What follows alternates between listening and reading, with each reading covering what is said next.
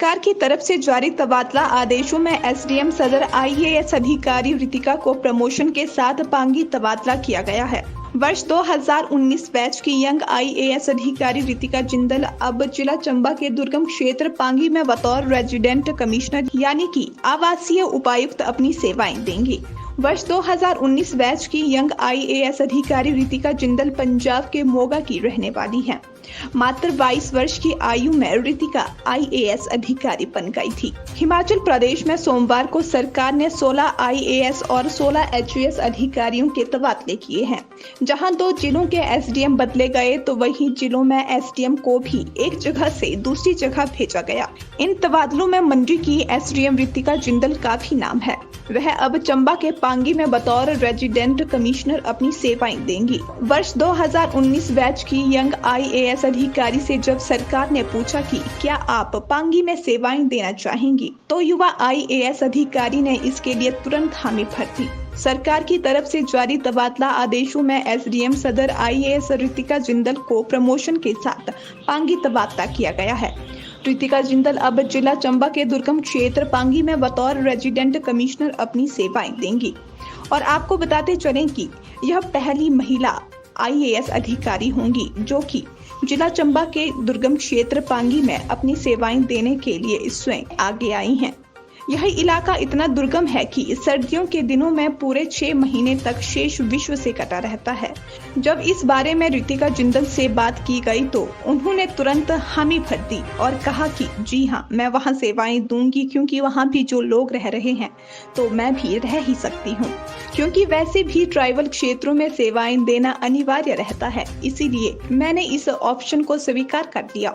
सरकार हमें जहाँ भी तैनात करें, हमें अपनी सेवाएं देनी ही चाहिए। इसीलिए ना नुक्कड़ वाला प्रश्न तो रहता ही नहीं था। चुनौतियों भरा तो है, ऐसा मैंने सुना है। मुझे आज तक चंबा, पांगी या फिर लाहौल स्पीति और किन्नौर जाने का मौका नहीं मिला।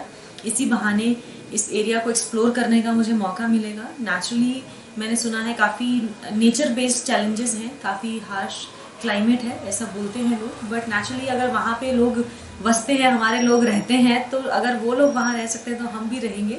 थोड़ा टाइम लगेगा अक्लेमेटाइज होने से, बिकॉज बीइंग फ्रॉम पंजाब आप एकदम सर्दी इलाकों में जाते हैं तो आप इतने यूज टू नहीं होते हैं उस वेदर के। बट थोड़ा टाइम लगेगा। I hope so sooner or later I will be able to adjust to the environment.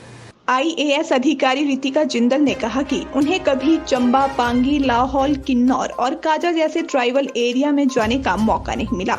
अब इसी बहाने अब इन क्षेत्रों को एक्सप्लोर करने का मौका भी उन्हें मिला है। उन्होंने उम्मीद की है कि वहां उन्हें बहुत कुछ सीखने को भी मिलेगा। उन्होंने कहा कि वहां काफी चुनौतियां हैं, लेकिन अगर वहां लोग रहते हैं तो मैं भी रह सकती हूं और उन चुनौतियों का सामना अच्छे से करूंगी। उन्होंने कहा कि कई लोग चाहते हैं कि उन्हें पोस्टिंग घर के पास ही मिल जाए और दूर दराज क्षेत्रों में ना जाना पड़े, लेकिन आप सरकारी कर्मचारी हैं, आप लोगों के हैं। हमें कभी चुनौतियों से घबराना नहीं है, बल्कि उनका सामना करते हुए उन चुनौतियों पर विजय हासिल करनी है, तभी हम अपने लक्ष्य को प्राप्त कर सकते हैं। ऑल दी सर्विसेज या जो भी पब्लिक सर्वेंट्स है, be teaching line, be doctorate line, अगर आप देखो कहीं पे भी हमेशा ये ट्रेंड ये रहता है जी हमें अपने घर के पास दे दो, राइट, एंड कि हमें जी दूर दराज इलाकों में नहीं जाना, डिफिकल्ट है, एटसेट्रा है। But my only point is कि आप गवर्नमेंट सर्वेंट हैं, आप लोगों के लिए हैं और लोग सेम हैं, चाहे वो मंडी के हों, चाहे वो सोलन के हों, चाहे वो पांगी के हों, लोग तो हिमाचली ही हैं ना, भारतीय ही हैं। तो फिर ऐसा हमें पक्षपात नहीं करना चाहिए कि जी हम वहाँ नहीं जाएंगे। हम अपना कई बार सेल्फिश हो जाते हैं, हम अपनी सुख सुविधाओं को देखते हैं, but then my only point is कि वहाँ पे भी तो लोग रह रहे हैं ना। सो वो भी जिस स्थिति में रह रहे हैं वो भी अपने ही लोग हैं। तो हमें ऐसा नहीं घबराना चाहिए कि यार हम उस परिवेश को, उस जगह को शायद अपना नहीं पाएंगे। कोशिश ज़रूर करनी चाहिए। तो अगर हर कोई यही सोचेगा कि हमें सिर्फ लेट्स से लोअर हिमाचल में चाहिए या फिर मिडिल हिमाचल में ही पोस्टिंग चाहिए, तो फिर वहाँ भी तो सर्विस करने वाले चाहिए हमें। सो माई ओनली पॉइंट है कि जहाँ आपको सर्विस करने का मौका मिले, आप निष्पक्ष होके जो है आप अपनी सर्विस दें। रितिका जिंदल ने कहा कि मंडी को वह हमेशा याद करेंगी, क्योंकि उनकी बतौर एसडीएम पहली तैनाती वहीं पर हुई है। 2 साल यहाँ सेवाएं दी। मुझे इस बात की खुशी है कि मंडी में बतौर एसडीएम लोगों का बहुत प्यार और स्नेह तथा सहयोग मुझे मिला। अब ट्राइबल क्षेत्रों की समस्याओं को करीब से समझने और उनके समाधान का मौका भी मिला है। उन्होंने कहा कि पांगी का रास्ता मंडी से होके ही जाता है और वह कोशिश करेंगी कि वह मंडी आती जाती रहे। मंडी मेरी फर्स्ट पोस्टिंग रही है एज एसडीएम और ऑलमोस्ट 2 साल कंप्लीट हुआ है मेरा टेन्योर यहाँ पे।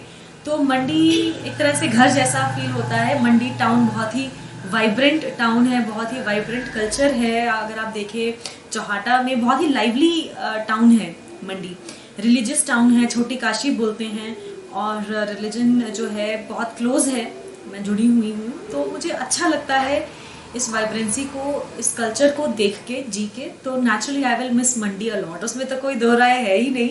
मंडी को मैं सच में बहुत दिल से जो है मिस करूँगी एंड कोशिश करती रहूँगी बीच बीच में मंडी आने का, बिकॉज रास्ता पांगी का यहीं से होके जाएगा। तो न्यू जनरेशन के लिए तो मैं यही बोलूँगी कि आप अपने be a dutiful citizen of India. आप अपने राइट्स के प्रति भी, हम लोग हमेशा चाहते हैं कि अपने अधिकारों के प्रति आप जागरूक रहें, बट अपनी ड्यूटीज़ के प्रति भी आप हमेशा जागरूक रहें और एक अच्छे ड्यूटीफुल सिटीजन बने। आप अपना कर्मठ रहें, सिंसियरिटी से जिस भी फील्ड में, जिस भी प्रोफेशन में आप काम करना चाहते हैं आप काम करें और अपने देश का नाम रोशन करें।